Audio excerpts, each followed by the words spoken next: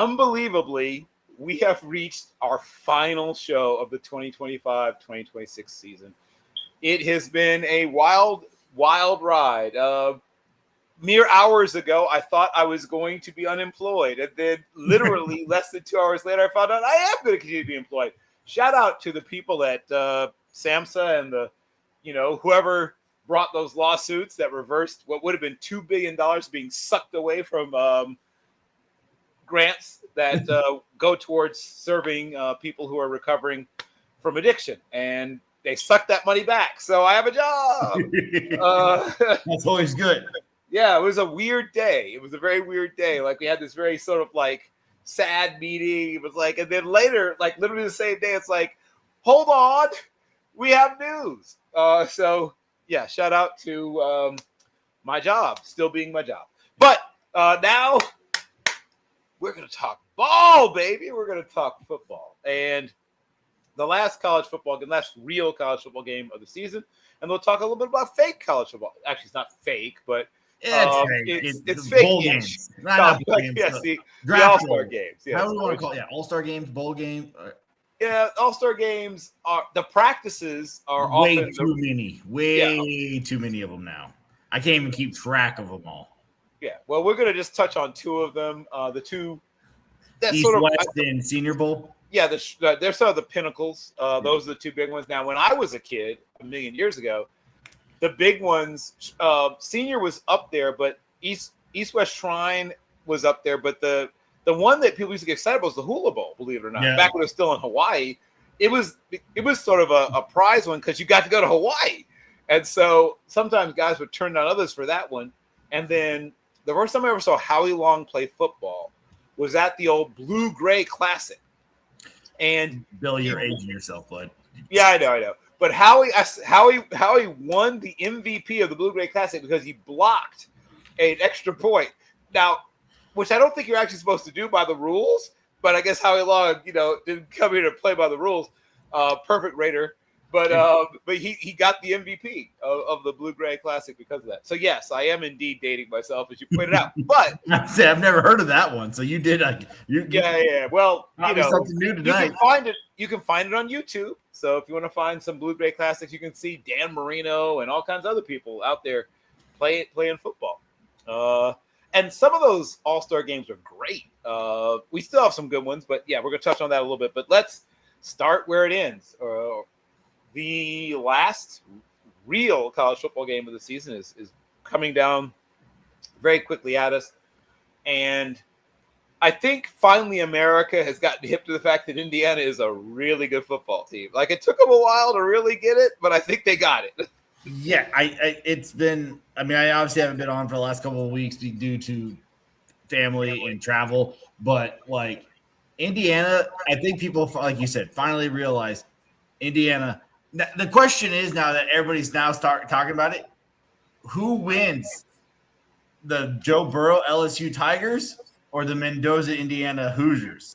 Like, those are the greatest in the last 15, 20 years, greatest college football teams. Wow. Statistically, Indiana's a better team. Things have changed, right? Like that's a conversation. If you had asked somebody at the beginning of the year that, they would have looked at you like you had a hole in your head.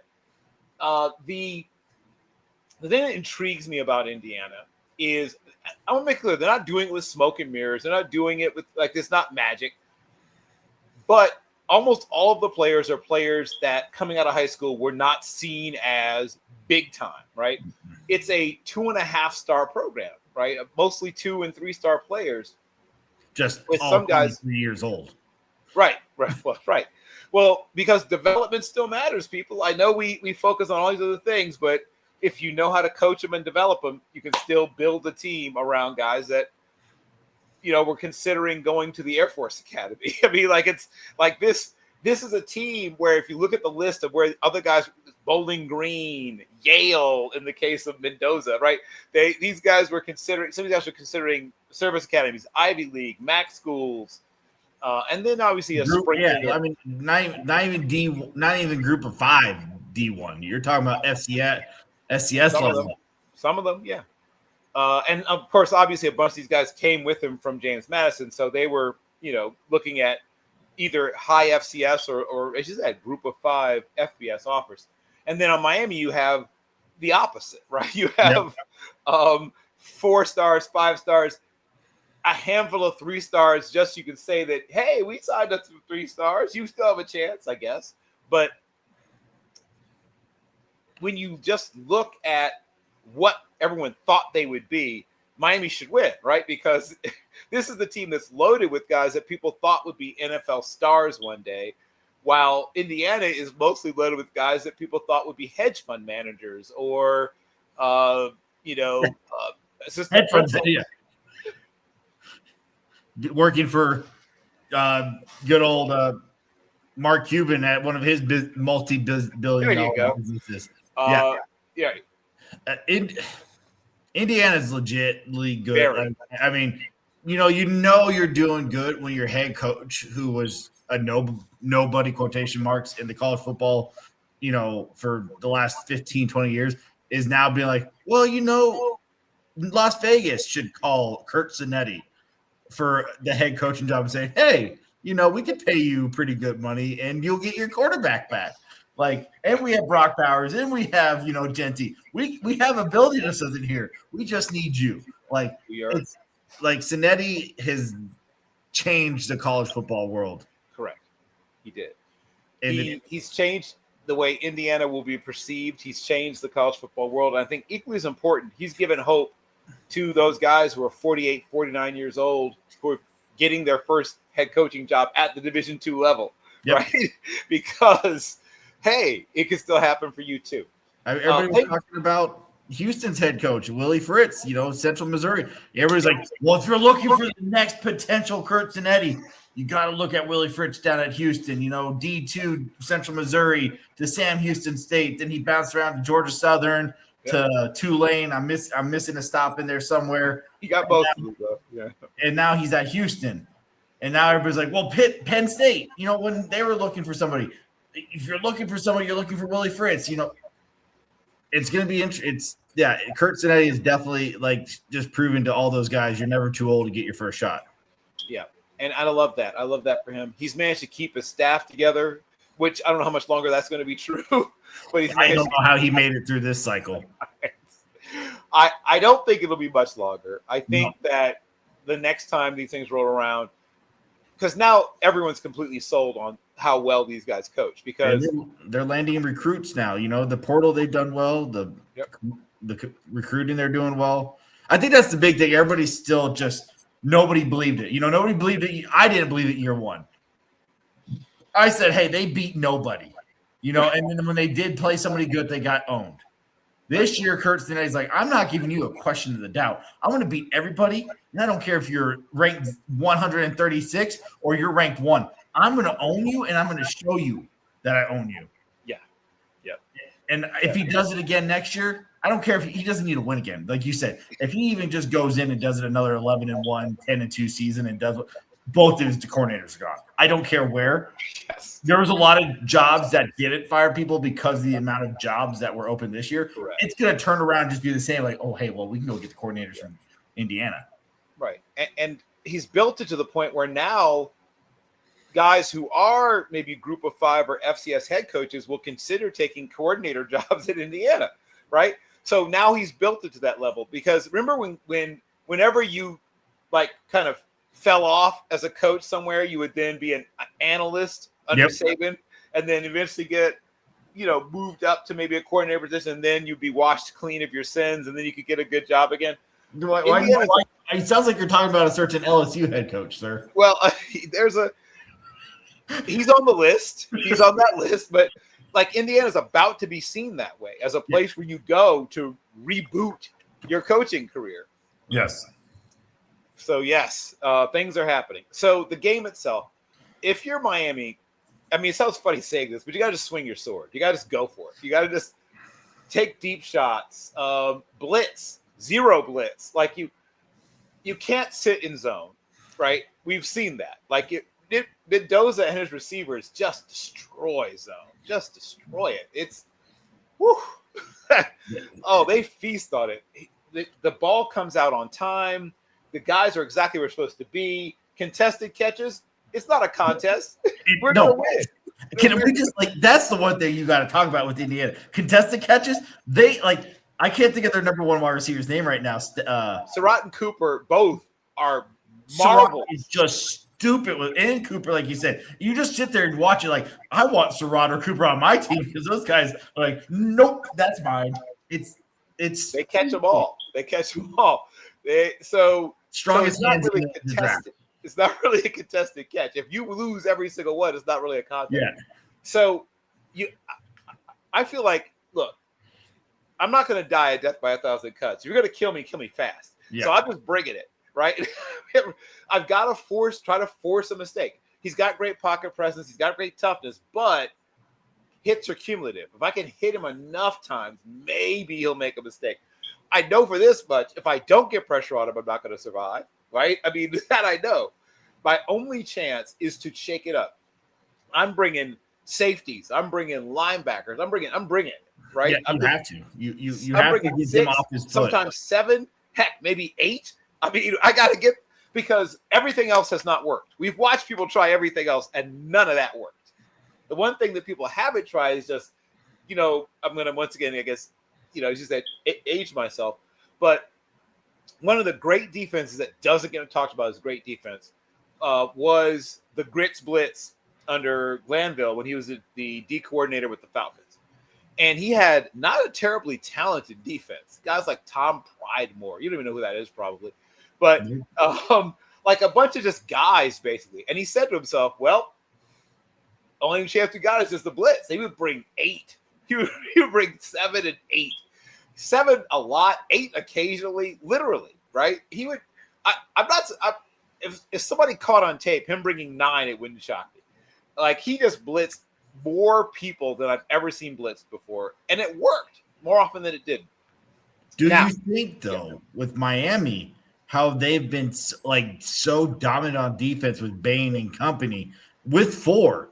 Do they risk it because they think that they're how deadly their defense has been? Well, here's what I think. I think they come out. I think what you said is right. They'll come out and just play it straight, and then when that doesn't work, I'm just going to say it because I don't think that will not work. I think while you may occasionally get to Mendoza, you won't get there fast enough, right? I don't think you can come out that way. Like if you did that, I think you're already out of the game. Like I think if you don't attack, like you're saying, I think Indiana is deep enough, talented enough, better coached than everybody else that they will already have a lead that I don't know if you can overcome. Right. That's why I said just come off the bus, blitz it. That's why I said that. Like maybe you can force a turnover, a strip sack, a tip ball intercept. Like I don't think you can. It sounds crazy to say this about Miami and Indiana, but I don't think you can just say we'll be fine with what we normally do. Yeah. I don't think you will be fine with what you normally do. I don't think anybody can be fine with what you normally do. You've got to change it up. You got to do stuff they've never seen you do, right? They're too well coached, as you just said. If you do the stuff they've seen on tape, you're not going to make it. No. That's it. And we're talking a lot of love for Indiana and IU. We are. I am the first to say I'm not going to take back my word. I still don't think Miami, even though they're in the national championship, should have been in the playoffs with their records. I remember. I will stand on my. They made it. Congratulations. Yes, you proved everybody, proved me right, wrong, whatever. I still don't think by your resume you should have been in the playoffs. Okay. Proved everybody wrong. You should be here. I'm not going to apologize. I still think that. But Mario Cristobal has coached his team really well. Mario Cristobal is a great coach. Yep. I am not sleeping on Miami like I did against the Texas A&M playoff game. I do think that this is a way more competition or competitive game that we're talking about. I do think Miami and Cristobal will keep this a game. The only reason I can't stand Miami right now is Michael Irvin on the sideline. That's your issue? That's my issue. I can't stand Irvin. Like Irvin, and then he brings out the belt. Like you have not beat anybody. Like you think that right. You have beat everybody, but you're not beating them. Like bring out the belt and whip them like they are after every game. You're not. Right. You are. I mean, you have had a lot of close games. Yep. your defense has kept you in it. Carson Beck has done everything that he needs to do and has not had a turnover this playoffs. I'm correct, right? That's been the key. That's been the key. Yep. That's why they're here. Ole Miss had him there was a couple times where he against Ole Miss that you thought that he was going to make a dumb mistake. It's going to be the defenses. Yep. This is the battle of the defenses. Like, both defenses are fantastic. They both create turnovers. They both create pressure. I agree. 100%. For me, it's going to be what you said, defense, and then I'm going to sound 1,000 years old again, but running game too, right? I know. We're going old school. I'm excited for this because it is going back 25 years. This is defensive football with a running game. Like, yep. This is exciting because this is some fun football. This is not going to be all offense. This is going to be some fun, hard-hitting defense because Miami lays the lumber. Like, I told somebody that it's like, I don't watch college football. Like they don't play defense. It's like, you need to go watch this Miami defense because this Miami defense reminds you of the Legion of the Boom. Both of these defenses. I was just specifically talking about the Miami defense because they fly fast and they hit hard. It's an exciting national championship game. Yes. And as a Steelers fan, I am lusting after particularly Keontae Scott and Mr. Mons. Like, if we could somehow get Pons and Scott, like we fixed an important issue in our defense immediately, right? But those are two of my favorite defensive backs in college football, are both in this game. They are both tough as nails. They've got a little Rondé Barber-esque edge to them. I love both those players, and I get to see them both in the same game. That's going to be very, very fun for me. I think that, I mean, this is all the stuff we say about every game, but who does manage to force, a turnover? If there's both these teams have been very good about protecting the ball. So can somebody get a turnover, right? That's a legitimate question. They managed to get Mendoza to fumble, but they kept recovering it, right? They weren't able to get any of those fumbles. So, but I've now seen on tape, right? So I'm on Miami. I'm trying to, may us poke one out of there. Like, that's the one thing to say about Mendoza. He doesn't always do a great job of maybe protecting the ball. Cinetti and Mendoza have been working together, and OC on making sure that they correct that issue before this game. I'm sure that's what they've been working on too. But nonetheless, I'm going to test that sucker. I'm going to test it. You have to. You have to at least risk it. Yep. And I am going to definitely find out, can I run the rock both conventionally, running backs, off tackle, interior runs, inside zone, outside zone, and I'm going to get my wide receivers involved in the run game. Those little touch pass things, I guess, are technically speaking passes, but basically runs. You got to get the wide receiver from, I can't think of his name right now. Corley, come up, Malachi. Yeah, you have to. He can turn any play into a punt return. So and he's 16, 17. He's like extremely young. He reclassified up. So he turned 18 during the season, but he's barely 18. Yes, it's crazy. But yes, the ball's got to be in his hands. And of course, he did have a fumble, and he came back from it. But this is, to me, the game is these three things: running game, defense, and can somebody get a early big play, right? That makes you feel like you're in this thing, right? Now, I think Indiana has played enough both blowouts and tight games that they know how to handle, whatever comes. Miami has clearly been battle tested, right? They had to come through this the hard way. So we know that both teams have a fair amount of mental toughness, right? And a fair amount of physical toughness. They're very much like each other in that way. As different as they are in terms of the profiles, as they were coming out of high school. That's wildly different, right? Very different, profiles in terms of recruitment, but very similar now in how these two teams are built.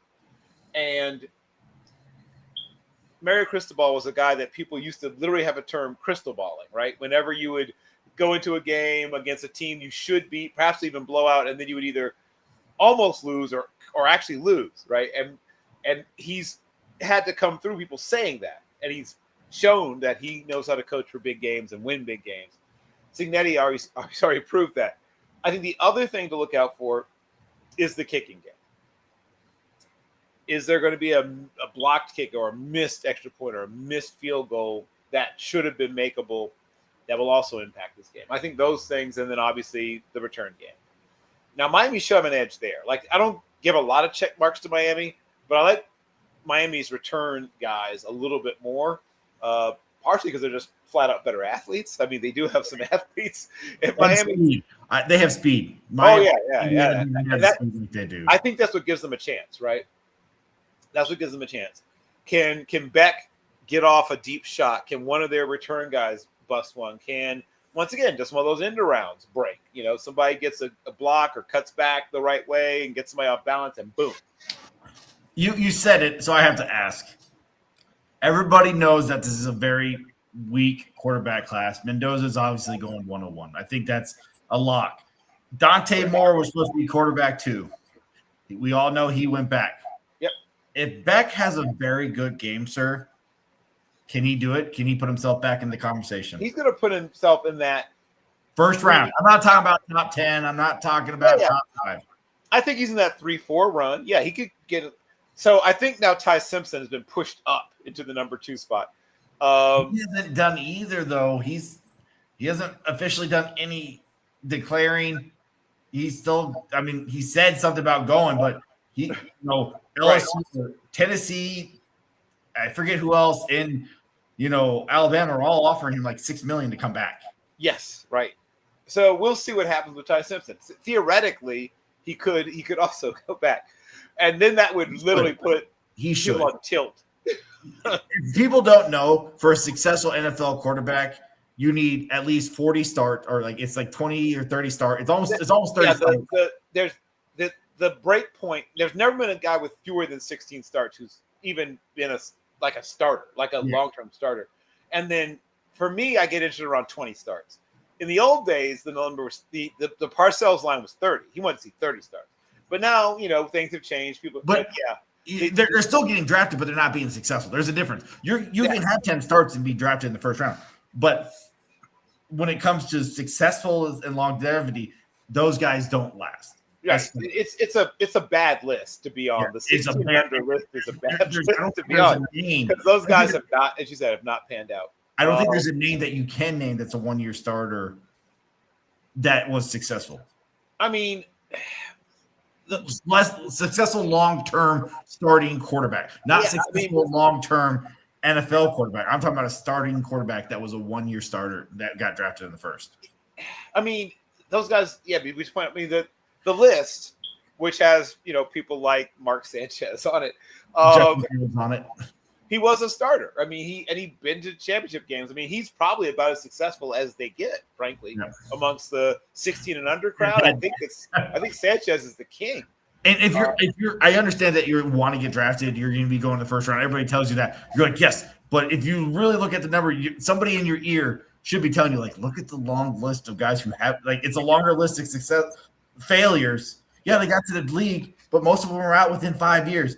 Hey, if you go back one more year and now you're getting paid the same amount you're going to be paid as that pick in the first round, and you can be way more successful, go back.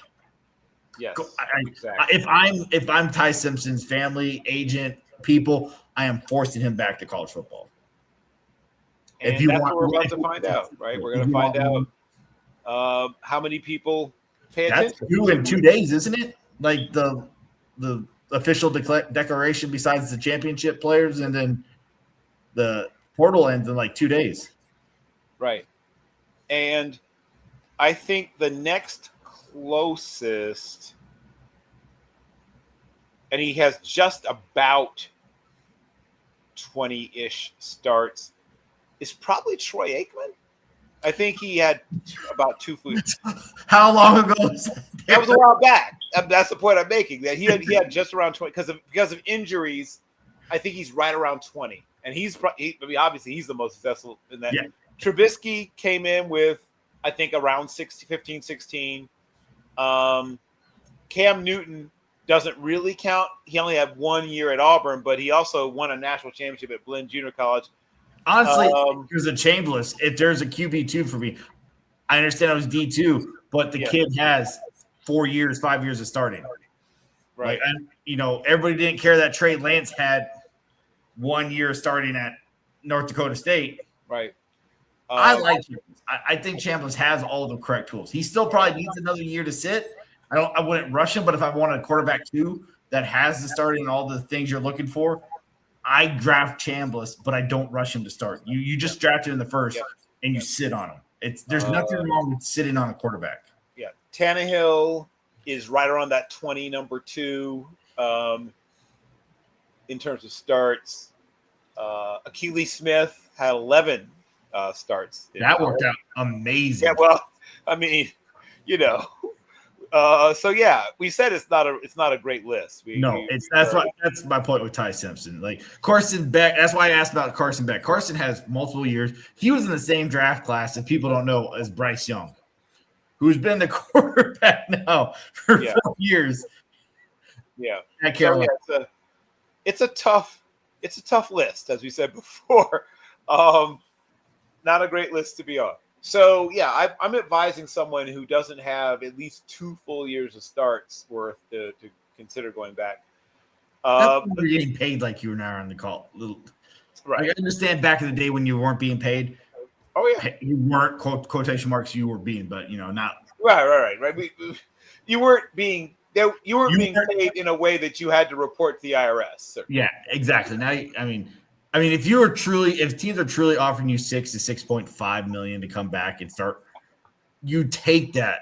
And you get to be a college kid one more. You could never be a college kid again, right? I mean, once you leave, like you can still finish your degree, but you're not a college kid anymore, right? Yeah.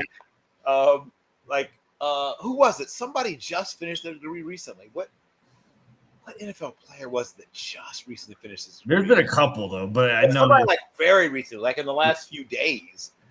I know what you're talking about. I saw it on X, but I can't remember. So it was an SEC school. I want to say it was SEC. I'm trying to remember who it was, but I was like, that's cool. But yeah, the big thing now, and we can transition to talk a little bit like Shrines. Well, before we transition, we kind of predictions. What predictions? The ever popular predictions. Okay. Okay. I guess I'm going first. I think it's going to be like a 23 to 30-ish kind of thing, 21 to 28. Like, I don't think it's going to be like a super high. It's going to be a slog, but not super high scoring. I think there's about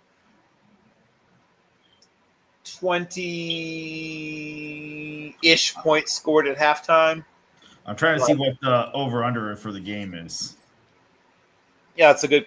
I probably should have. I might have put that on the shot sheet for the show. I can't remember if I did, but I think it is going to be 47.5 with IU with the 8.5 spread. And guess what? That's probably about right. I think Miami might deny them the cover. They might, get to 23 to 31, where it's a 7 or 8 point victory. I do think that Indiana pulls it out, but I think it's going to be close. I think it's going to be back and forth. I think about 20 points are scored. It might be 10-10 at halftime and in the first half, and then Indiana sort of pulls away. I think Beck's had a really clean run, but he has. I hate to say it. I feel like stop taking my word, sir. I hate it. That's why you shouldn't let me go first. But I feel like it might not even be his fault. It might be a tip ball. But I feel like there's a Beck-related turnover somewhere like in the late third quarter, and that sort of starts the leakage. But I think Miami keeps them close. I don't think at any point they pull away where it turns to a blowout or anything like that. Partially because, like I said, Miami is they've been on fire. They're on fire. That's the problem. This Miami team is on fire at the right time. So as much as I don't think Miami should be in the playoffs, yes, Joe, I know you wanted me to make an apology video on Miami. This is not it. I'm not giving you an apology video on Miami. I still stand on my feet. I take the loss. I don't think they should have been in here, even though they're here. But saying all that, Miami has played a great couple of games. They have beat an amazing bunch of teams, starting with Texas A&M, Ohio State, and Ole Miss. So they have played really well. They have beat a lot of great teams. I think this game goes in multiple different ways. I do think there's a chance that Indiana can blow them out because I do think Indiana is the greatest college football team, the unknown, unnamed college football team that's existed even with the Joe Burrow team of 5 years ago. But I do think you're right, Bill. I do think Miami can cover the 8.5 spread. I do think this game can be very close. I do see a 47.5 spread. I think it can get above that. But it's going to be close. I'm going to go Indiana 34, Miami 27. Okay. And I see we've been joined by our friend of the show.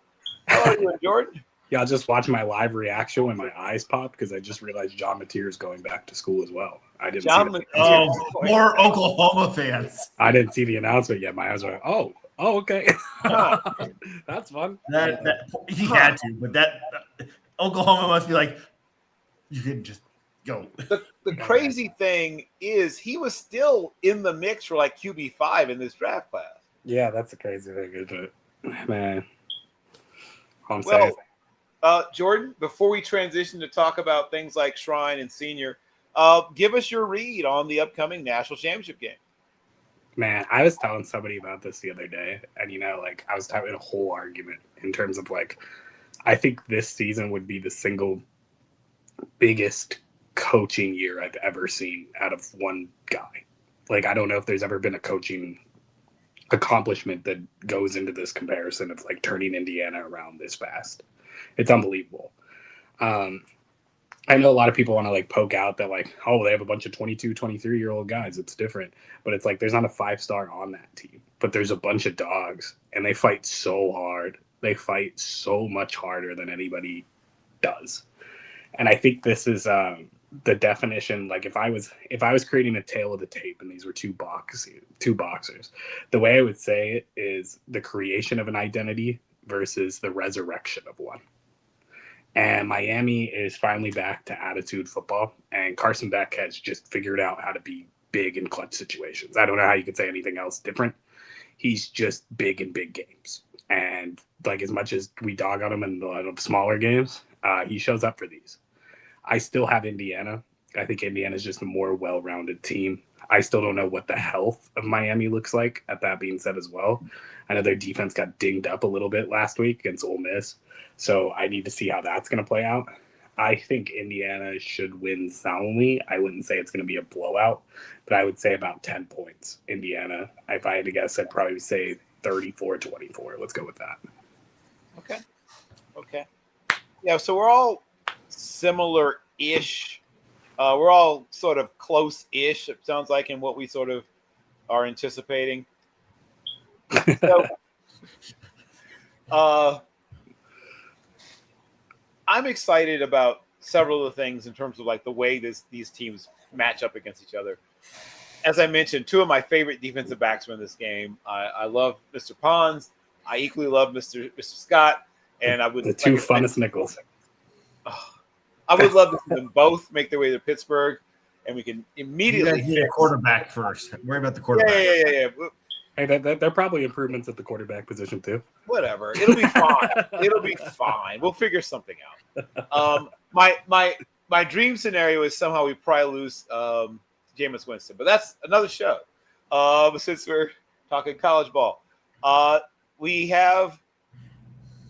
Obviously the Senior Bowl and the Shrine game also are coming up, and the Senior Bowl roster is almost set. I think they're. Yeah, they haven't officially announced the roster yet.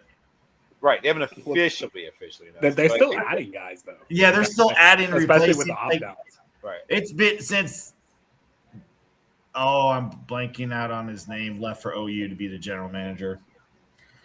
The Senior Bowl's kind of slowly gone downhill with the quality. Jim Nagy. Yeah.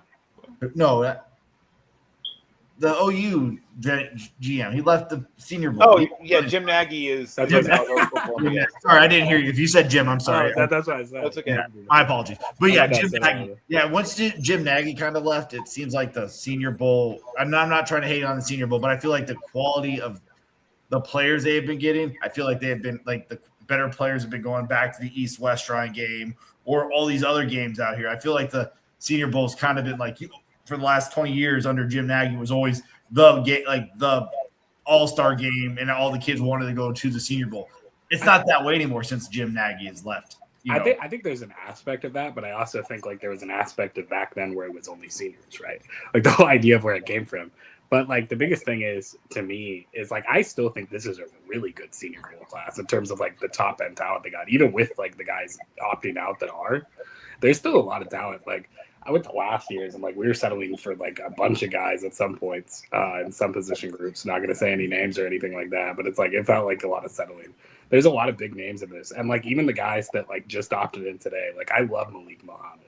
I think Malik Muhammad's such an interesting player. That's such a fun one to just add on the last day. Like, oh wow, he's coming.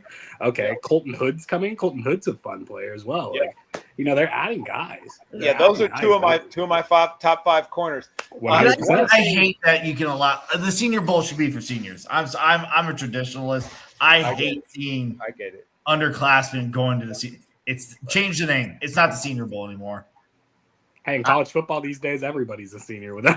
Also accurate, Jordan. I mean, you're not wrong there. But I'm talking. I mean, if you're going to be that way, yes, you were correct. But I'm talking like, what was it? 4 years ago, 5 years? I know Jim Nagy started it, but like Yes. it was like 4 or 5 years ago they started allowing juniors to come to the Senior Bowl, and it was I felt like you're taking it away. If these juniors are coming That's out, right. you know that they're going to get drafted. They're they're in this position. You're taking away a lot of like seniors who had a chance to go to the Senior Bowl on one of the bigger stages to prove themselves, to get an invite to the Pro Bowl or work out with the team, with the coach to say, hey, that kid out of, D2 school, whatever, or small FBS, FCS school who got his chance at the Senior Bowl. We like him. He might be that middle day three guy, late day three guy, or UDFA guy that we really want to bring in. I feel like you've taken a lot of that away. And I understand there's multiple other bowls, but the Senior Bowl was that one because there was so much good talent there. And now you're just allowing juniors and redshirt sophomores to come and take spots away from other kids who might not get. I'm about it because I'm just like, I'm here for competition. I want whoever's the best. I want everybody there theoretically. I want this to be like something crazy. That being said, the name Senior Bowl, I get it. But also to your point, a guy like Messidor, who probably still has a chance to like dominate the Senior Bowl, depending on his health, of course, from like what happened last week. But like if he's still back in and he's out there playing in the Senior Bowl, like that used to be such a huge stock booster for them because you see the seniors one extra week, and all of a sudden his stock just like you see it that one extra week of seeing him against a bunch of seniors, and he's just Yep. And that's what I do miss about it because like now there's an opportunity for everybody to kind of up. So it's not like you don't see stocks rise like this anymore at the Senior Bowl. You see stocks like this, and it's a bunch of guys, and they kind of all rise their stock together as opposed to one just like flying through the roof. You get your like Mike Greens and stuff like that, but like for the most part, it's really just like a lot of like Messidor would have been that guy like 5 years ago that would probably went to a Senior Bowl and like dominated, and it would have caused him to be in different conversations than he's at now. And he could still have a good Senior Bowl and be in different conversations, but it's way more hard now. Yeah, one of the ones that jump out you talking about that was John Brown from Pittsburgh. 100. That's a he example. Went to the Smokey Senior Bowl. He just showed his speed off and his hands off, and he went from a guy to a third-round draft pick by the Cardinals. Smokey Brown. Brown. And that's why I love this opportunity. And yeah, I do. I'm like you a little bit. At first they did it by like half steps. At first it was if you're on track to still graduate, right? Yeah. So if you were, a junior or even a redshirt sophomore, but you were on track academically to graduate, maybe you've taken summer school classes or whatever it is. And then at some point, maybe a year or two after, they just said, well, whatever, as long as you're declared for the draft, But I would love to see, and there are still, I think the American Bowl is purely seniors. I think that one is 100% seniors. So there are still some that are senior only. But let's take a look at some of the position groups. And I'm going to start with corners because I just wrote about corners. If you want to see my top 25 cornerback list with thumbnail sketches of what I think of each player. It's going to change a lot over and some just hopped in. Some just hopped in. Yeah. Hop on over to Team MBS Media, and it'll drop tomorrow. It should be on tomorrow's website. The website tomorrow. You can see my corner list. Several of whom are amongst the names I'm about to mention, like Will Lee III, like Chandler Rivers, Dalen Everett, Chris Johnson, who I'm a big fan of, Colin Wright from Stanford, Charles Demings from Stephen F. Austin, who just missed my list, but he's close, Takario Davis, who did make my list, Jalen McMurray, who did not quite make my list, TJ Hall is another, almost made it, Ephesians Prysock, great name, did make my list. Here's one of my favorite guys, Hezekiah Masses. If you're looking for like a corner who could really help himself, move himself up, I'm a big fan of that guy. I think he could help himself. Julian Neal might end up playing safety when it's all said and done, but he could have a good week. And Keontae Scott. And then on the Shrine side, Marcus Allen, not that Marcus Allen, but the corner Marcus Allen from North Carolina is a guy that didn't quite make my top 25, but he's one of those honorable mention guys, almost made it. Brent Austin, Tyreek Chappell or Chappelle, also Andre Fuller, Julian Gullibo, Amon Harvey, Damani Jackson, who did my top 25. In fact, I think he just missed my top 10, but that's a guy that could really help himself. Devon Marshall, I'm a huge fan of that guy. I think he ends up kicking inside to nickel when it's all said and done, but I'm a big fan of his. Avery Smith from Toledo is another guy who could help himself. And here's one of my favorites, Gerard Washington. He's in my top 25. He's lower down, but he's in my top 25. I think Gerard Washington could really help himself. I'm not about to compare him to the last South Carolina State corner that I fell in love with, which is Jacoby Durant, who's now with the Rams. He's not quite that physical. He's not quite that fast, but he's a good player, and I think he's going to have a good week at Shrine. And then finishing up, at least so far, Sayer Wright is another guy I think he's a good athlete. I wonder exactly how he'll show up. He's inconsistent at times. He's not always efficient in the way he attacks plays. So even though he's very athletic, he sometimes plays slower than he'll probably time, just because of some, like I said, inefficiencies and angles and footwork. Starting with those positions, you guys have any favorites that you'd like to shout out amongst the corners at these two? I just don't know how Jalen McMurray got an invite to any of the. I'm a Tennessee fan. I got you. Shout out to Jalen for playing in the bowl game and not quitting. Love the heart, and he's a ball through and through. But like, he doesn't have it. Like, Hood is going to be it, and so will be McCoy. Yes, but McCoy. You won't see McCoy at all in anything. Right. I'm shocked that Hood's even going to participate. Giving it a go, yeah. Which means that's fun. He's probably attacked his rehab pretty hard, is what I'm guessing. Yeah. I mean, I agree. I even think there's some names you didn't bring up. TJ Hall, Chris Johnson. Those are really interesting corner names. Obviously, Chris Johnson's just a man of technique. He plays at a little small school. I mean, not necessarily a small school at San Diego State, but smaller than a lot of these top-end prospects will go. And his technique is just ask Duke. Ask Duke about him. Yeah, exactly. Exactly. And, like, he's just a nightmare. And, like, in all honesty, I said it last year. Those who follow me, those who know me, I was not a fan of last year's wide receiver class, right? Like, I was the bearer of bad news. That was how I felt with it. I just didn't like it nearly as much as everybody else seemed to. I disagree in terms of how this one goes. This one's really fun. And I think it's going to be so fun because there's so many good corners going against a bunch of fun wide receivers. Not even necessarily great wide receivers. Like, even with the people, like, opting out, like Jeremy Bernard, like, those guys, sure. But it's like I get to watch. Obviously, this is my guy. Everybody knows me, knows this is my guy. I want to see Barryon Brown get thrown the ball from somebody who's going to accurately complete the ball just once, and he could be against top end corners. And I'm just excited to see it. Dalen Everett, I know you brought him up a little bit earlier, Bill. Talk about a player who literally I can't even figure him out because I feel like he just gets bored on small objects. And then I feel like at something like the Senior Bowl, it's all of a sudden all the flash, all the cameras are on you. You're going to be a baller because every time that man's in a situation where the lights are as bright as they are, that's the best he ever plays. That's the best he ever plays. And it's like I'm really intrigued to see what he does in any type of all-star format because he lives when the lights are brighter.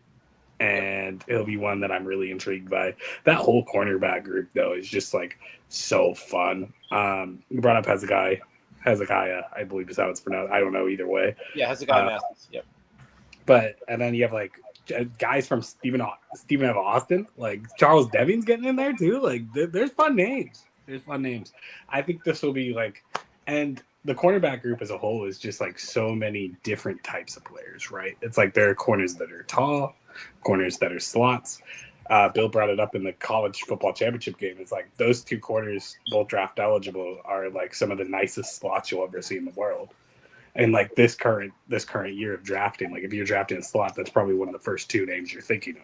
Yep. And I just think it's so interesting to like see this cornerback group because like I think this will be the first year in a while where it's like been fun, where the wide receivers are kind of even with the corners. I wouldn't even say even, but they're so different at wide receiver. There's so many different skill sets that it shows the corners in like every situation that's going to be rough or better for them.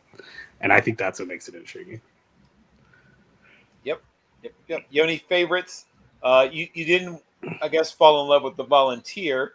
Did you have any favorites, Matt, that were on that list? No, I mean, if you wanted to talk, no, I mean, you really kind of knocked him out. Like I said, I haven't done a lot of homework yet. I kind of wait until the last second to do my homework. I do about 400 guys in 3 months. So it's going to be right at the end of this week is when I really start getting into my homework. So I haven't really done a lot of homework yet. I mean, I do like some of the guys you named. I think one of the ones I don't think you hollowed out that I kind of like is Davison. Yeah, thank you. Yeah, I knew I was. That's a tough one to read. I don't like. Yeah, I've liked him. I liked him last year. I was glad that he went back. I thought he needed to go back. So him coming back this year, I remember watching him and having him high on my list last year, and then seeing him return. I was like, hated it, but I understood why because I did see why he needed to. So I like his size. I always like to look at some size, and then I like Terrico Davis, Washington. Am I saying that right? Sicario. Tocario, yeah, I knew I was going to murder that as well. Though I like, I mean, a 6'4", 200-pound corner. Yeah, how's that? I said earlier, those corners are like all different. They're all built weird this year. I like Pons. Don't get me wrong, but what scares me about Pons is the 5'8". But I was worried about the size of the kid who was drafted out of Western Kentucky and has been killing it for the Niners. Yes, yeah, Upton Stout. I loved him. He was a bruiser for his size, but I was like, he's tiny. I don't want, but he's been making it work. So that I think that's going to help out Pons because everybody's like, I'm not taking a corner that's 5'8" and 180 pounds. That he's not going to be able to survive. Upton Stout, I think Upton was a 3rd round pick. Yeah, I love how people say he's not going to be able to survive. Like somehow Gerald Green didn't play corner for 22 years in the NFL, but I think you have to be special, right? If you're going to play. And, of course, Green was playing outside corner. A lot of these guys are going to be playing slot. And I've stood right next to Darrell Green. I'm not the tallest cat in the world, but I was looking Darrell Green dead in the eyeballs. So I'm just telling you. I'm just telling you. He was coaching the DBs at the NFLPA game several years ago when I was covering the NFLPA game, back when there still was an NFLPA game. And first of all, I had to talk to Darrell Green because – one of my favorite football players of all time, especially being an undersized defensive back. How am I not going to love Darrell Green? So I walked right over to him, and he's working with these 2 twin brothers from not SEMO, but in the same conference.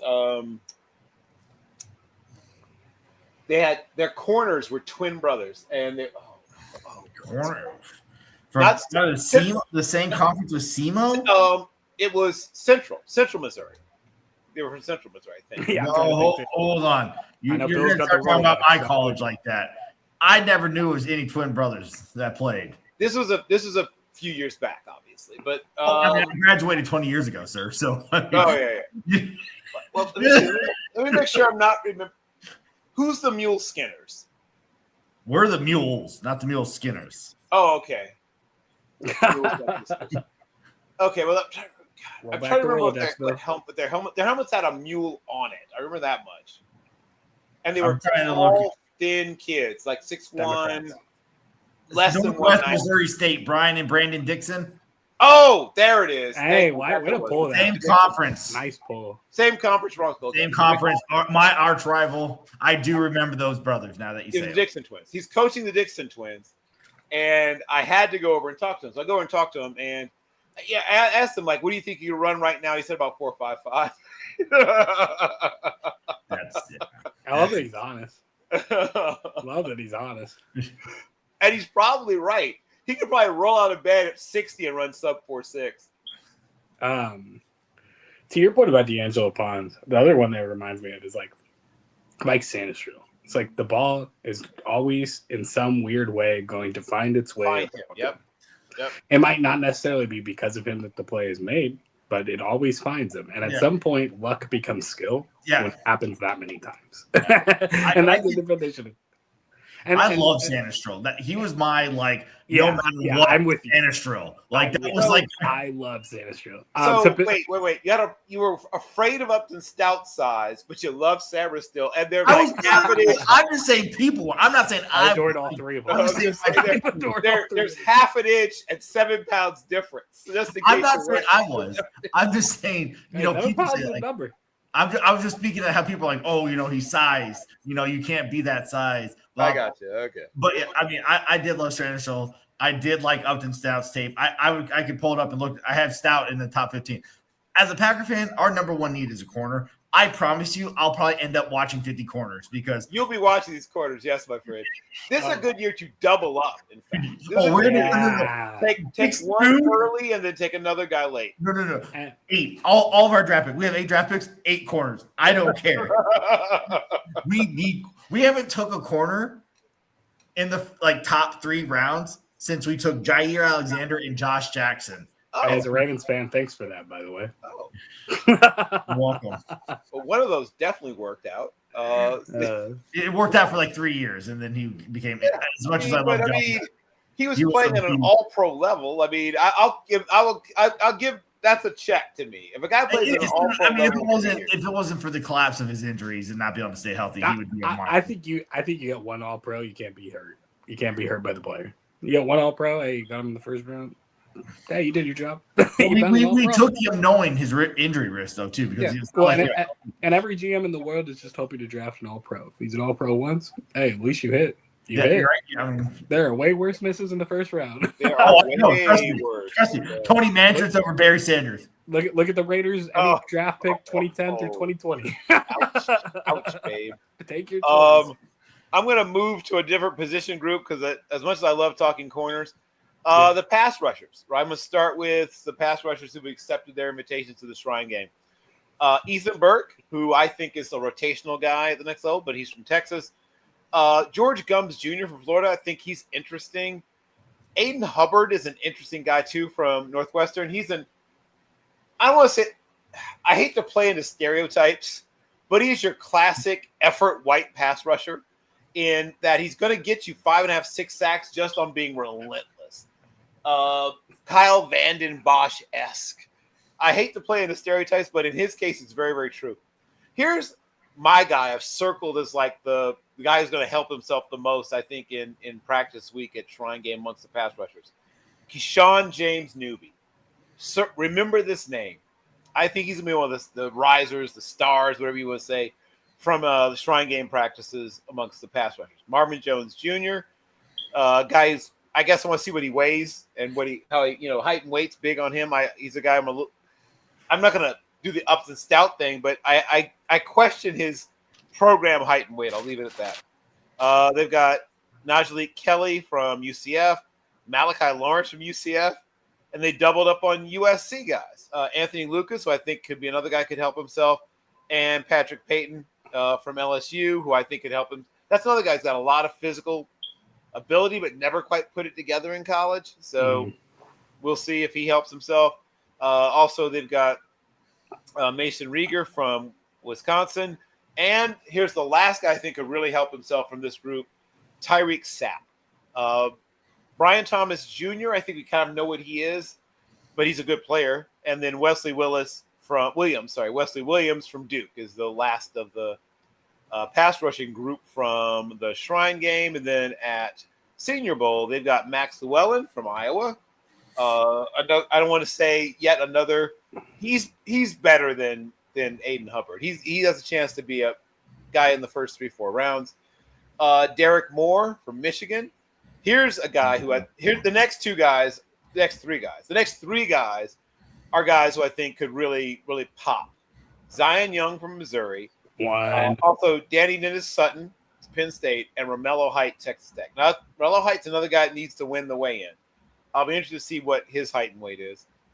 Then after him, you've got Anthony Vincent from NC State. You've got Cyan Sloan from NC State. Vincent's from Duke. Sorry, Vincent from Duke.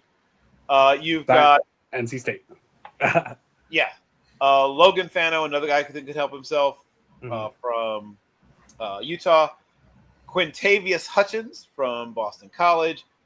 Here's a guy that at one point everyone was convinced would be a superstar. Now he's turned himself more into like a good player. But TJ Parker from Clemson. Here's a guy that I think may end up kicking. In fact, two guys that may end up being sort of move around pieces. LT Overton from Alabama. Akeem Mesidor from Miami. I'm a big Mesidor guy. I feel like he's sort of a guy that plays in different spots. Gabe Jacobs from Illinois. Another guy who's going to just be dangerous in one-on-ones. David Bailey from Texas Tech also needs to win the weigh-in. Bryson Easton from Tennessee. I'll let my co-host talk about him in a second. He's not an edge. I wouldn't put him at edge. Well, he's right now. Oh, that's right. Sorry. He's at D tackle. Sorry. Yeah. WWW. So I'm Love done. that take. Yes, I'm done with the pass rusher group. Anybody have any favorites they want to yap about?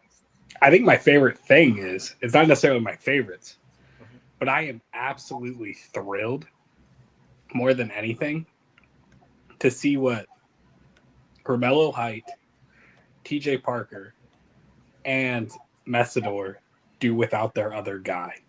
Yeah. Like, I need to see that. Yeah. I need to see who's going to stick out of those three because the other guys are their more definitive rushers, right? And so, like, I need to see what's going to happen when those guys don't have their alpha.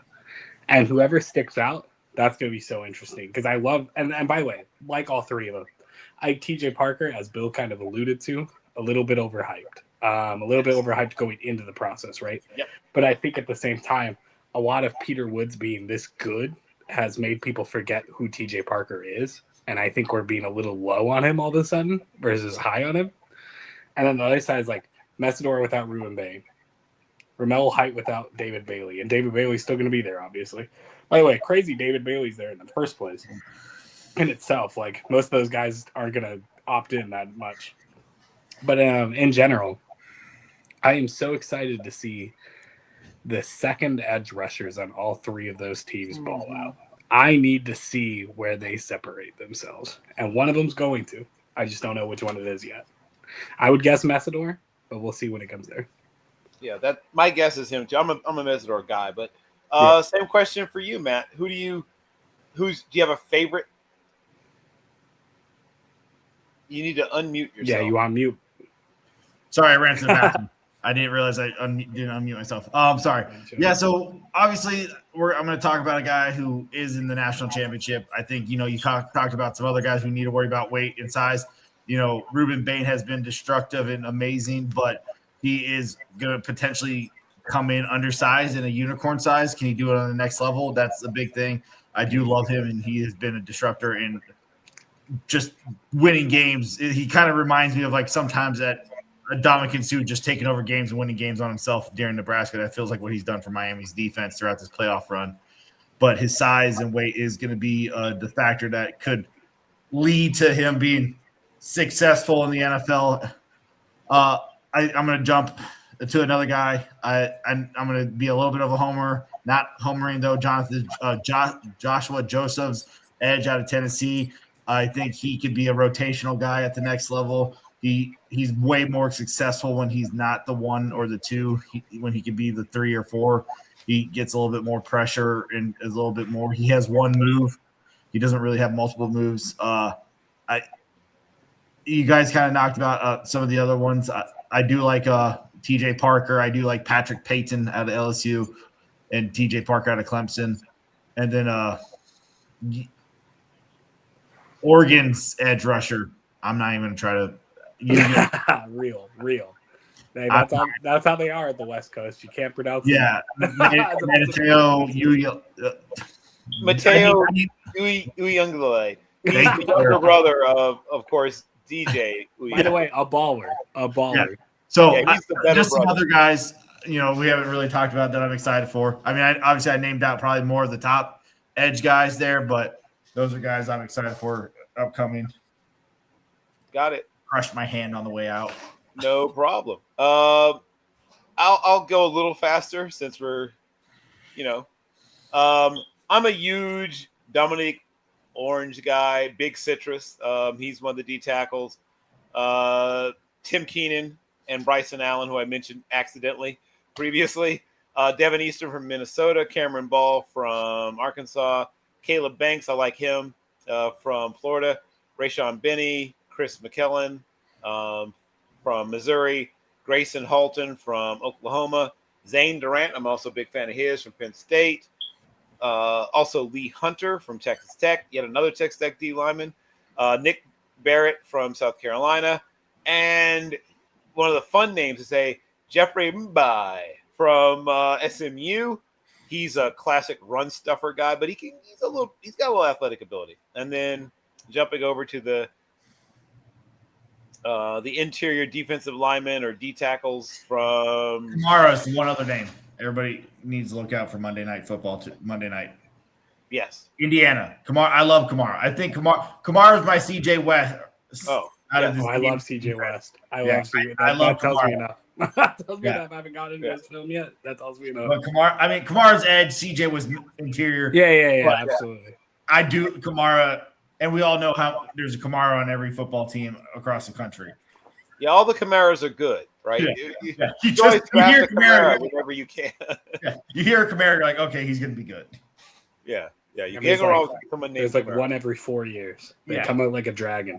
They show up. Amongst the interior defensive linemen, on the other side, we've got David Blay from Miami, who you'll be seeing in the championship game. DeMonte Capehart from Clemson. Brandon Cleveland, NC State. I like him. And I love this kid. Great name and a really fun player. Dante Corleone. If you haven't watched Dante Corleone from Cincinnati, do yourself a favor. Do it. David Gusta. The name means good, right? But David Gusta from Kentucky. Darrell Jackson Jr. from Florida State, who was actually pretty good this year. Jackie Baylor from Marshall. Also Tyler Iadim from Texas A&M. And here's one of my favorite guys. Southeast Louisiana's the Lions. Caleb Proctor, he's a good player. And rounding it out, we have Albert Regis from Texas A&M. Landon Robinson from Navy, who's a little undersized, probably 2, partially due to, the fact he runs a lot. You can't get as big at the Naval Academy, partially because of uniform regulations. But we understand how he does. Gary Smith III from UCLA. James Thompson Jr. from Illinois. Evan Bernstein from Bernstein. There we go.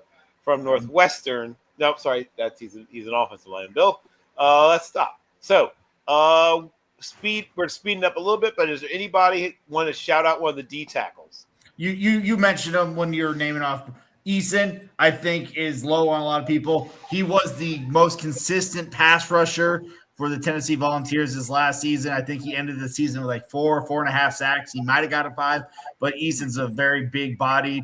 pass rusher that you like to see in the interior, and he's also a very good run stopper. So Eason's a name. I mean, I'm going to homer there a little bit hard on Eason. I really think Eason's going to be one of those guys. He's not going to be Omari Thompson going second round to like Kansas City Chiefs, but Eason's probably that late middle day 3 guy that's going to be very good and stick around in the league for a while. Okay, cool. You have anybody you want to shout out there, Jordan? You shouted out most of them when you were talking about the edges. Ironically, like I like Dominique Orange. I like I like Rayshon Bentley a little bit, or Benny. Sorry, my bad. There's a few guys in there, but like the biggest thing to me with like the interior D line is like there's a lot of nose tackles this year, which isn't something that normally happens in most draft classes.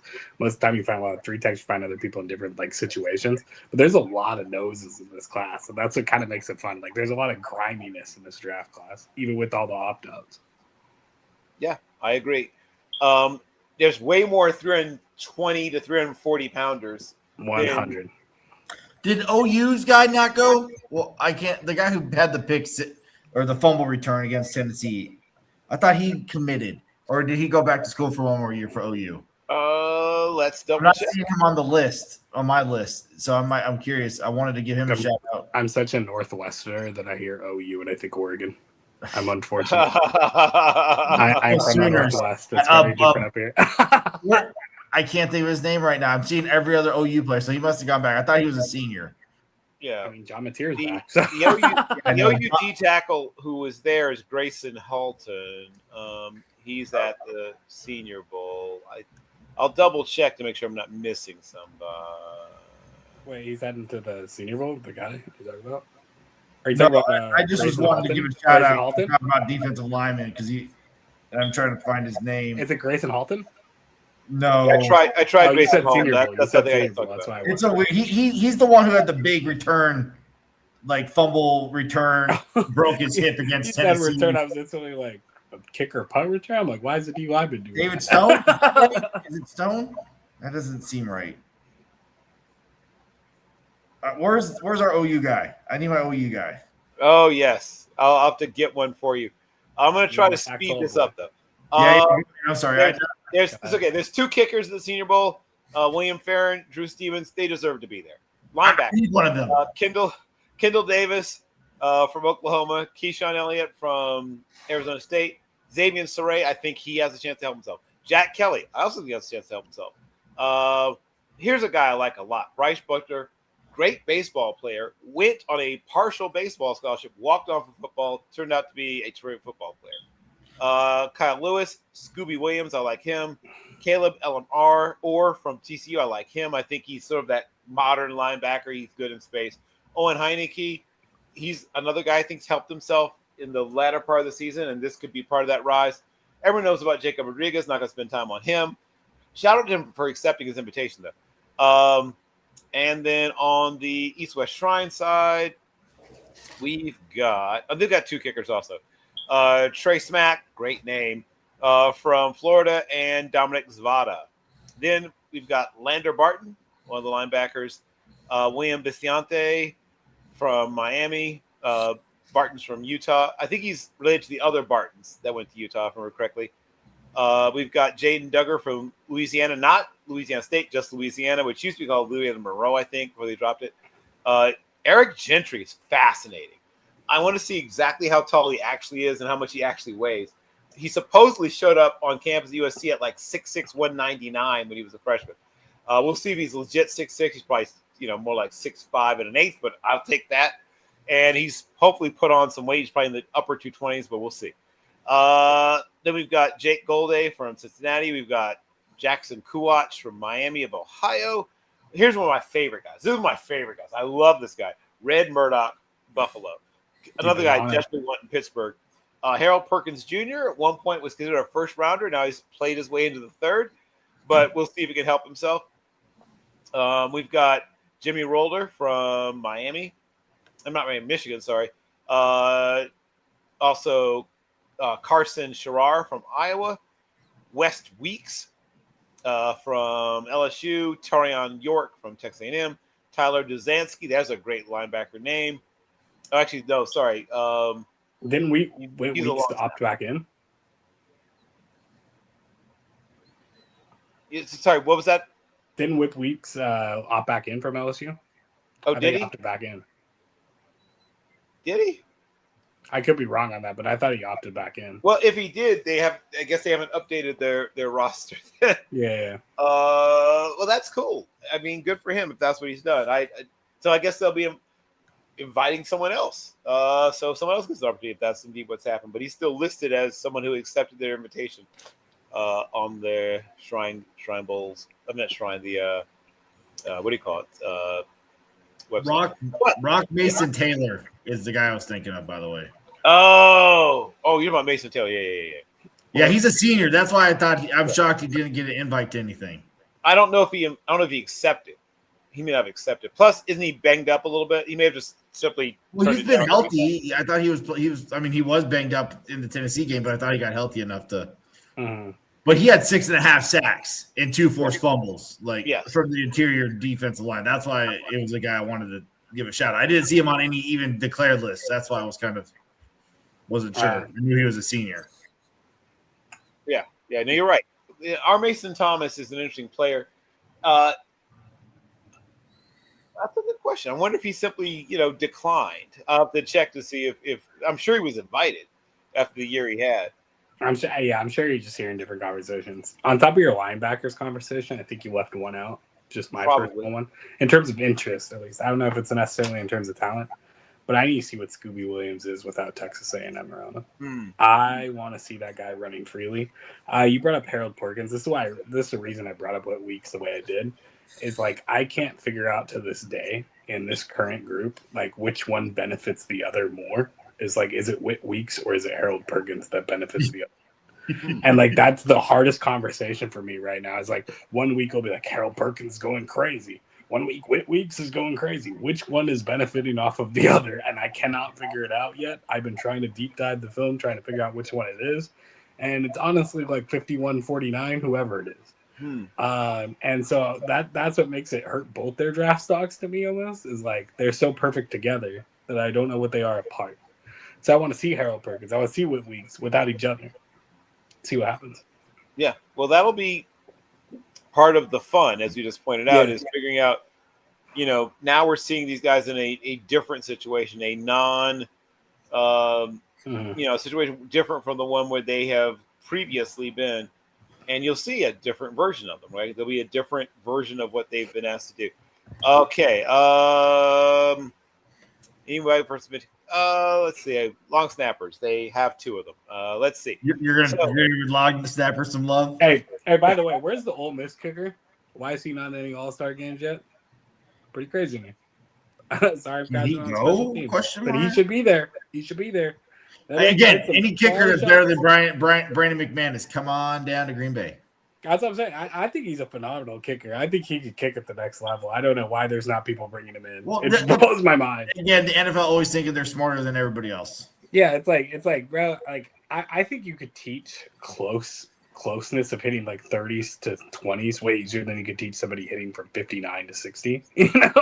That's always been my opinion on it. Well, he's only a junior. Yeah. Right. But I mean, I still at the same time, I think you'd be kicker 1 right now. I really do. Well, he only Florida kid's going. He was 88%. He actually missed multiple kicks. Yeah, I just think they were in crazy situations. I really do believe he'd be kicker 1, but that's just me. Yeah, no, I don't disagree. But we've got offensive linemen like Parker Brailsford from Alabama, Sam Hecht from Kansas State, Jeremiah Wright from Auburn. I like this kid. I'm sure at some point maybe you'll talk about him more, Jordan, but I like Emmanuel Prignon from Oregon, J.C. Davis from Illinois, Terry Zune from Texas A&M, Max Ionacher from Arizona State, another guy who can help himself, Fernando Carmona, Arkansas, Logan Taylor from Boston College, Austin Barber, Florida, that's another guy who can help himself, Jennings Dunker, great name, from Iowa. Yeah, another Oregon player, Isaiah World, cool name again. Alex Harkey, also Oregon. Demetrius Crownover, another cool name. A lot of cool names. Let's go offensive line group. Jake Slaughter, future professional wrestler maybe. Also offensive line Florida. Keelan Rutledge from Georgia Tech. Bo Stevens from Iowa. Jude Bowery, I like him a lot. I think he's going to have a nice long NFL career. Boston College. Casey, another cool name, from Boise State. Delby Lemieux from Dartmouth. And Carver Willis from Washington. And finishing out the group, Jalen Farmer from Kentucky. On the Shrine Bowl side, we've got Chris Adams from Memphis, Travis Burke from also Memphis, Garrett DiGiorgio from UCLA, Fa'alele Fa'amoe from Wake Forest. We've got Riley Mallman from Wisconsin, James Neal III, Iowa State, Diego Pons from Ole Miss. I think he could help himself. Keegan Trost from Missouri, Emil Wagner from Notre Dame, Jaden Williams from Ole Miss, and they break theirs up. So their interior offensive linemen are James Thompson Jr. Evan Bimston, right, from Northwestern, Jager Burton from Kentucky, DJ Campbell from Texas, Pat Coogan, sounds like an old Irish actor. In fact, there was a named Patrick Coogan from Indiana, Inez Cooper, who we'll be seeing in the national championship game, also from Miami, Giovanni Alhadi from Michigan, Micah Morris from Georgia, Fabici Nuanu from Oklahoma, Pete Nigro from Louisville, Brian Parker the second from Duke, Amaj Reed Adams from Texas A&M, Dylan Adams from Auburn. That rounds out the offensive line group. Anybody have any particular favorites they'd like to make mention of?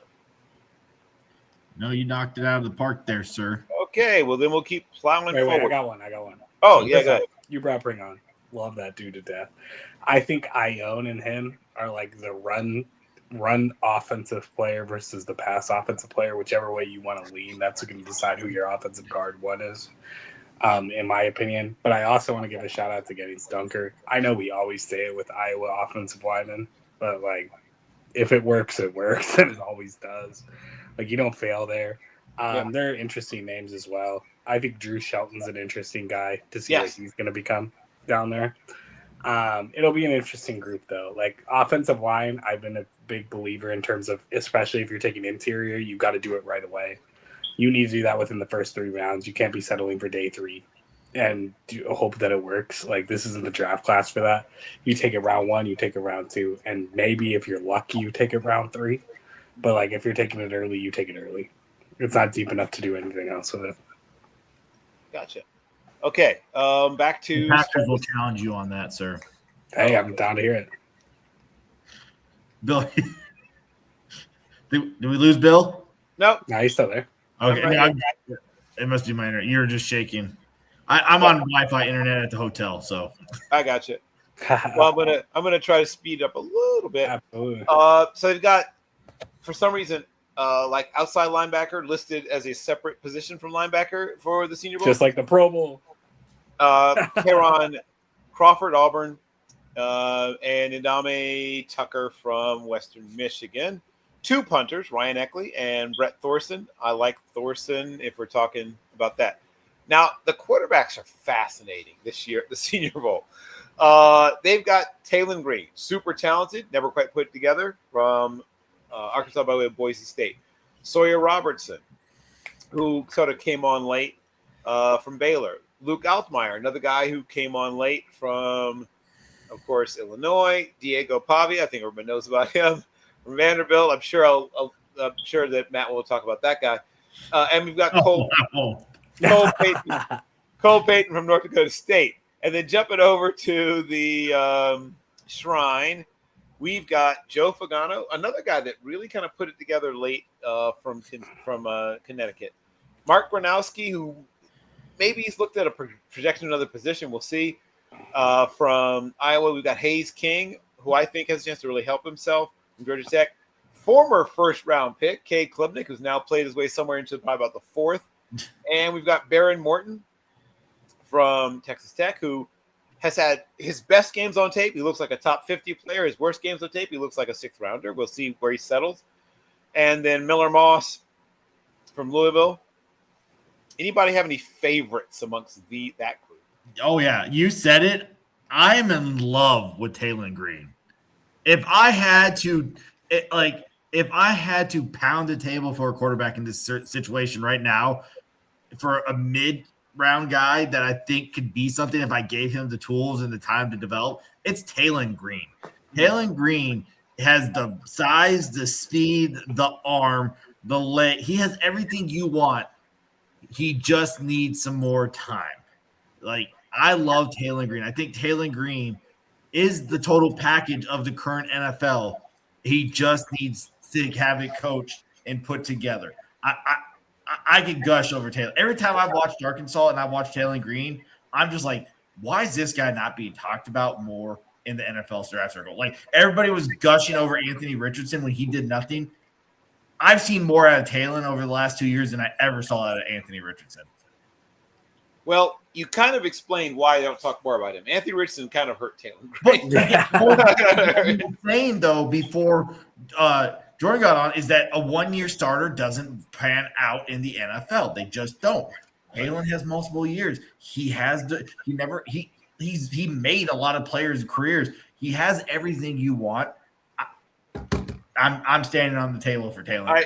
I'm a fan too, but he lacks consistency, and you said needs more time. Isn't he 24 and a half years old?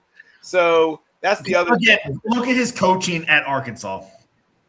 Right. Well, he's pretty well coached at Boise, but he couldn't hold on to the job. Here's what I like about him. All the things you said. He's mentally tough. He's physically tough. He has a very strong arm. He's not always – his ball placement isn't always exactly where you want it to be. Consistency and accuracy, 100%. That's the issue with him, yeah. But people that was Anthony Richardson. That was Trey Lance. That was a lot of these quarterbacks that were in the first round. Yeah. And I felt right.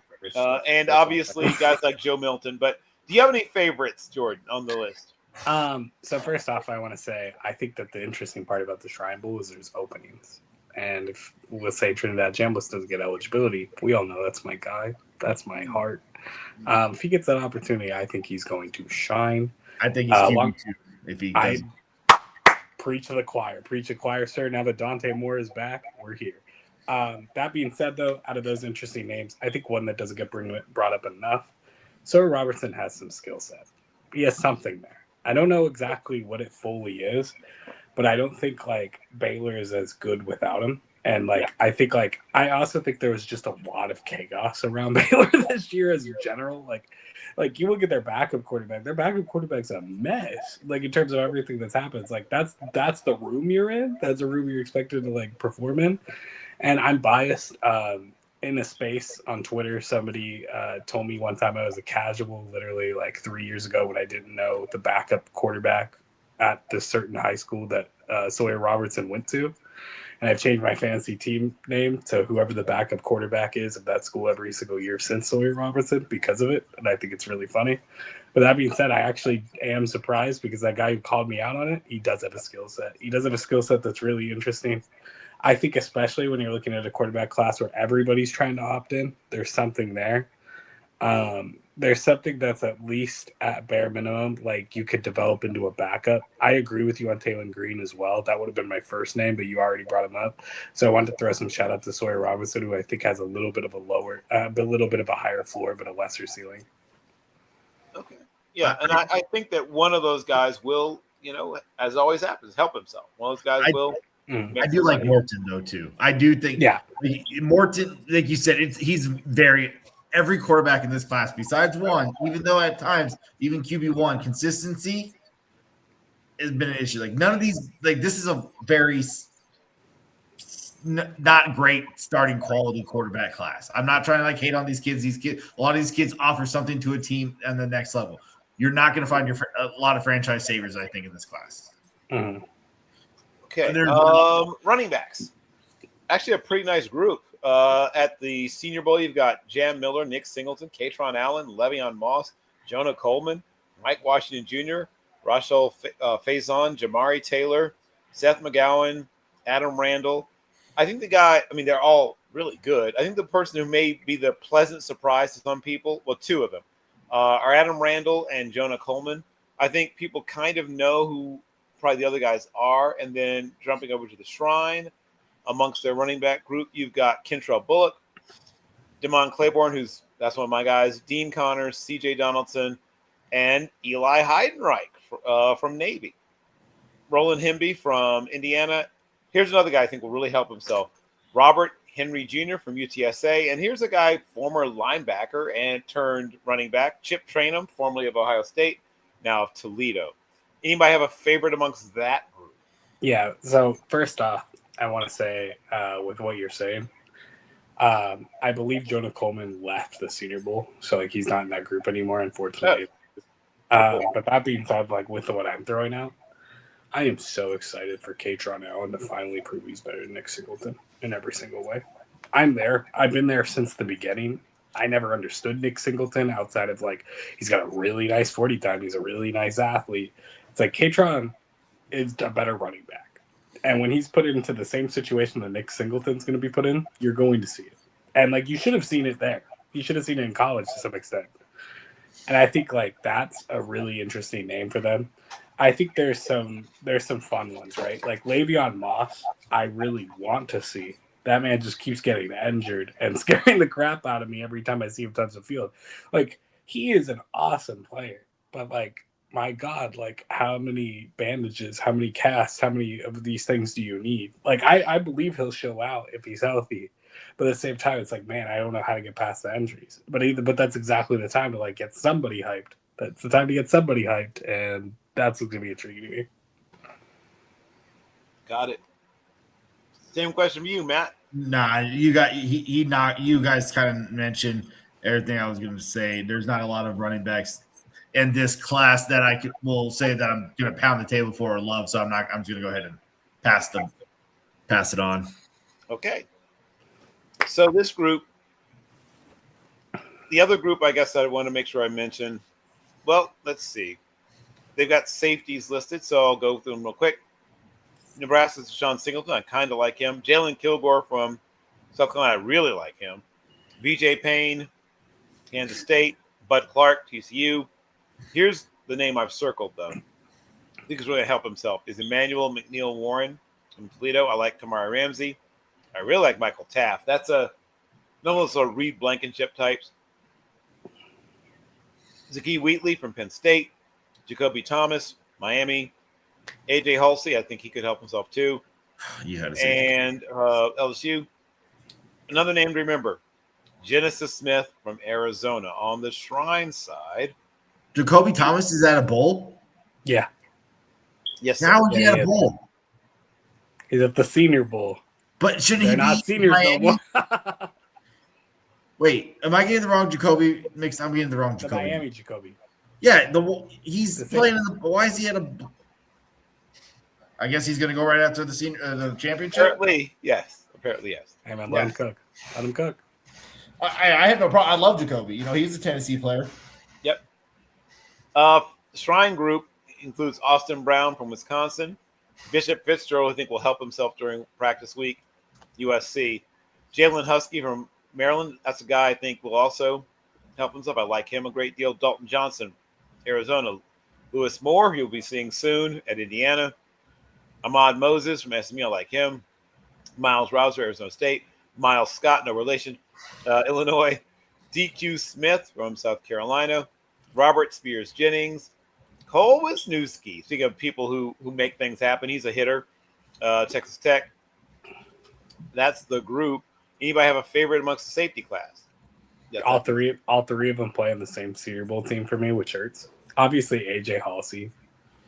That guy's a freaking phenom. I don't even know if he fully needs the Senior Bowl to be here. To me, he's safety too. But it's like outside of that, I really like Michael Taft, as you were saying, but also Kamari Ramsey. I love Kamari Ramsey out of USC. I think he's so interesting. He could just do so many different things, but it's also like and like I said earlier, there's a bunch of guys like they're just opting in now, but like to me, he's such a fun little safety that you could try to do a little few things with. I think he's more of a mid coverage guy to me, at least. I like him in mid and deep coverage, but like I like to see him kind of like I want to see what the creativity for somebody who's using him is going to be, and that's what it comes down to for me. But I think he's like one of those players that's going to be really fun at the next level if somebody figures it out. How about you, Matt? Anybody jump out to you that you like? Not at the. I was looking at another name. I was waiting for you to call out. I thought he got an invite, but he didn't. And another one who played himself out of a first round was Rob Moore from Michigan. But no, none of the guys you hollered out jumped out to me to talk about. Besides the ones you guys have already homered on or hit on. Well, in the interest of time, which I keep saying, but for real this time, I'm going to put the wide receivers and tight ends together. So, on the Senior Bowl side, we've got Dalen Bentley, Jack Indries. Indries, of course, is the guy I think will help himself. Jaron Kanak, Lake McCree, I also think will help himself. Eli Raridan from Notre Dame, Bauer Sharp, LSU, Seydou Traore from Mississippi State, Indries, of course, from Texas. Bentley is from Utah. I think he's related to the other Bentleys from Utah. Kanak's from Oklahoma, McCree's from USC, and I got the other guys. And then jumping over to I'll stay with I'll just go through wide receivers. Skylar Bell from Connecticut. This guy I think can help himself. Yep. Dylan Bell from Georgia. Then we've also got Malik Benson, Jeff Caldwell, Emmanuel Henderson Jr., Chris Hilton from LSU, Kendrick Law from Kentucky. Eric Rivers is a name I've circled to help himself. Georgia Tech. Chase Roberts, a guy I think can help himself. BYU. John Stribling, former Washington State player. Jamichael Sturdivant from Pac-2 Florida. champions. And Xavion Thomas from LSU. We've also got Incarnate Words, Jalen Walthall. Big fan of his. I think he's going to help himself.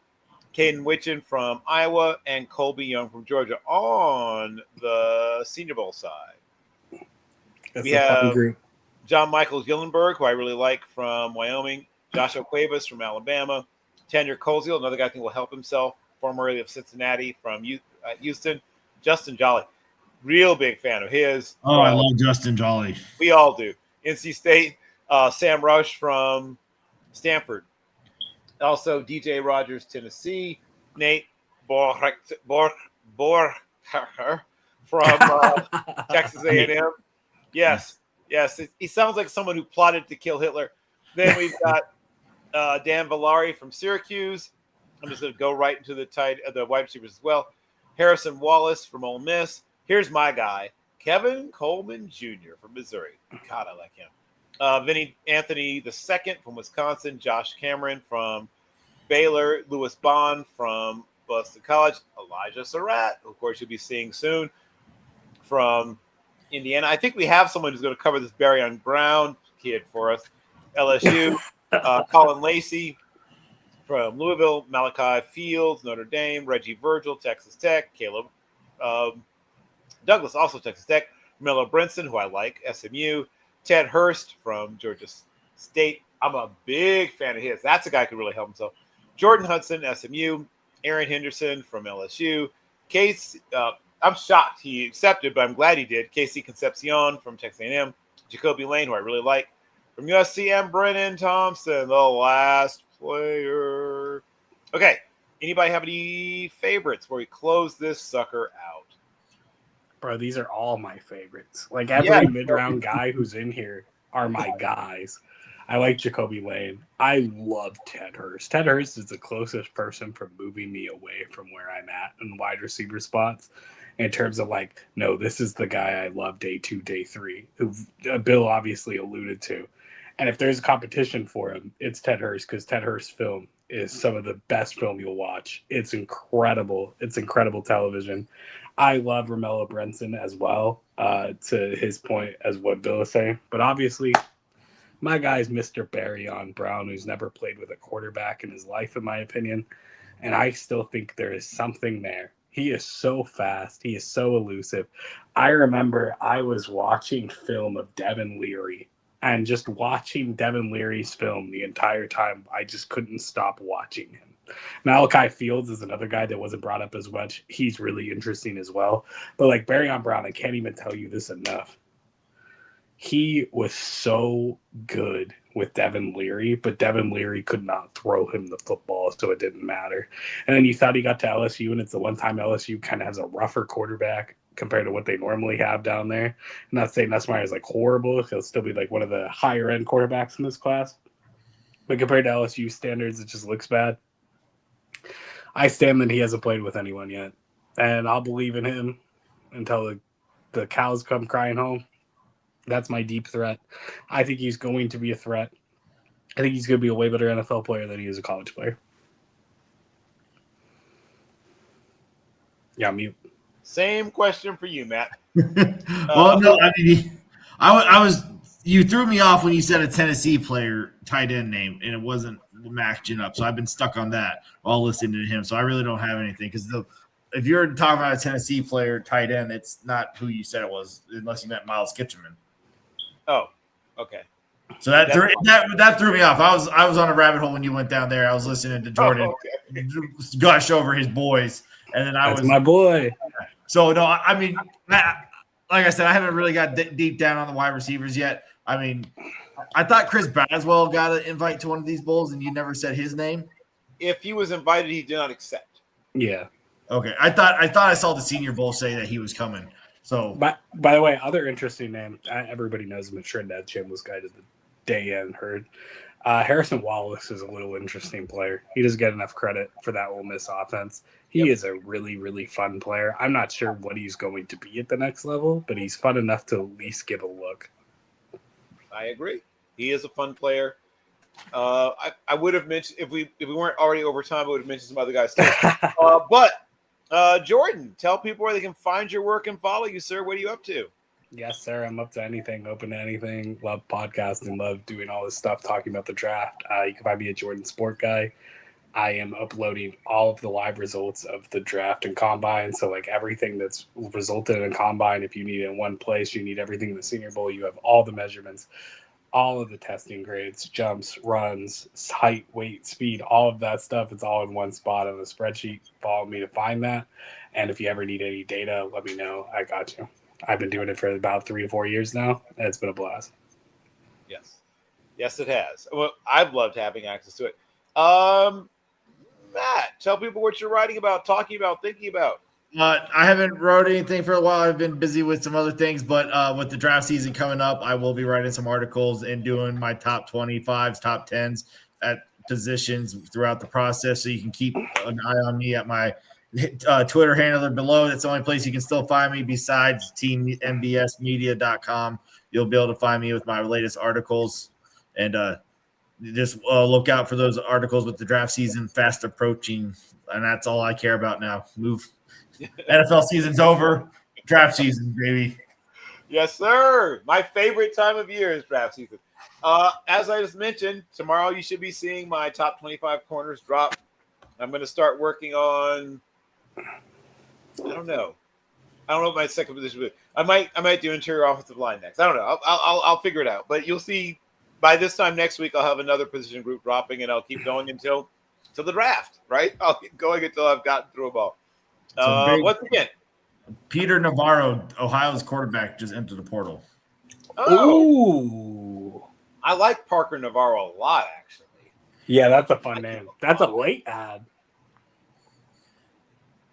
By the way, I wanted to the thing is, Tennessee's swift on every quarterback. Everybody's kind of like, all the Tennessee fans are like, is that our guy?